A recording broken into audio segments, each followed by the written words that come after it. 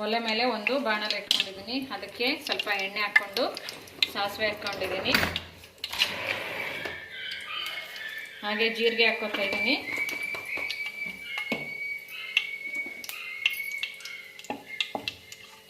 ಅದು ಸ್ವಲ್ಪ ಚಟ್ಪಟ ಅಂತ ಸಿಡಿಯೋಕ್ಕೆ ಸ್ಟಾರ್ಟ್ ಆದ ತಕ್ಷಣವೇ ನಾವು ಇನ್ನು ಉಳಿದಿರೋ ಇಂಗ್ರೀಡಿಯೆಂಟ್ಸ್ ಹಾಕೋಣ.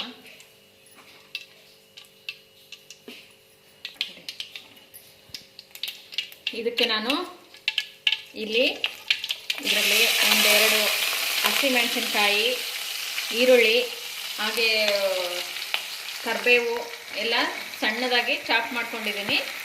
ನಿಮ್ಮ ಕಡೆ ಚಾಪರ್ ಇದ್ದರೆ ಚಾಪ್ ಮಾಡ್ಕೊಳ್ಳಿ, ಇಲ್ಲಾಂದರೆ ಚಿಕ್ಕದಾಗಿ ಕಟ್ ಮಾಡಿ. ಈರುಳ್ಳಿ, ಮೆಣಸಿನ್ಕಾಯಿ ಹಾಗೆ ಕರಿಬೇವು.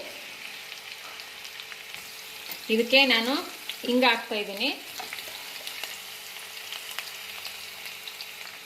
ರುಚಿಗೆ ತಕ್ಕಷ್ಟು ಉಪ್ಪು ಹಾಕ್ತಾಯಿದ್ದೀನಿ. ಅದಕ್ಕೆ ಅರಿಶಿನ ಹಾಕ್ತಾಯಿದ್ದೀನಿ.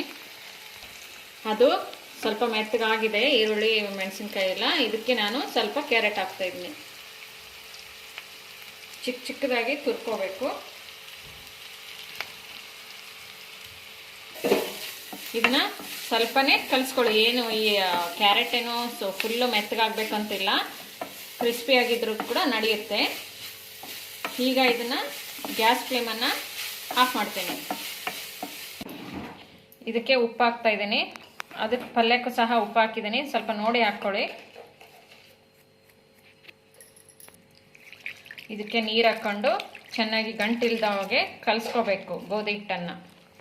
ಸಾರಿ, ಹೇಳೋದು ಮರ್ತುಬಿಟ್ಟೆ. ಇದು ನಾನು ತೊಗೊಂಡಿರೋದು ಬಂದು ಗೋಧಿ ಹಿಟ್ಟು.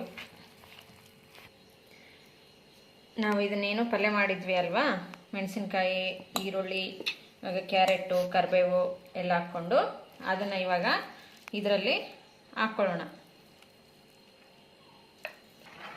ಇದನ್ನು ಇವಾಗ ನೋಡಿ ಈ ರೀತಿಯಲ್ಲಿ ಕಲಿಸ್ಕೋಬೇಕು.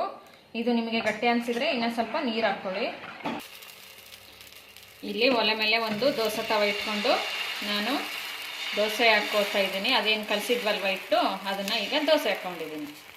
ಮೇಲೆ ಒಂದು ಲಿಡ್ಡನ್ನು ಕ್ಲೋಸ್ ಮಾಡಿ ಅದು ಸ್ವಲ್ಪ ಕ್ರಿಸ್ಪಿ ಆಗೋ ತನಕ ಮೇಲೆ ಸ್ವಲ್ಪ ಎಣ್ಣೆ ಹಾಕ್ಕೋತಾ ಇದ್ದೀನಿ. ನಿಮಗೆ ಎಣ್ಣೆ ಬೇಕಂದರೆ ಎಣ್ಣೆ ಹಾಕ್ಕೊಳ್ಳಿ, ಇಲ್ಲ ತುಪ್ಪ ಬೇಕಂದರೆ ತುಪ್ಪ ಹಾಕ್ಕೊಳ್ಳಿ. ಮಕ್ಕಳಿಗೆ ಮಾಡಿಕೊಡೋದಾದರೆ ತುಪ್ಪ ಹಾಕ್ಕೊಳ್ಳಿ, ತುಂಬಾ ಚೆನ್ನಾಗಿರುತ್ತೆ.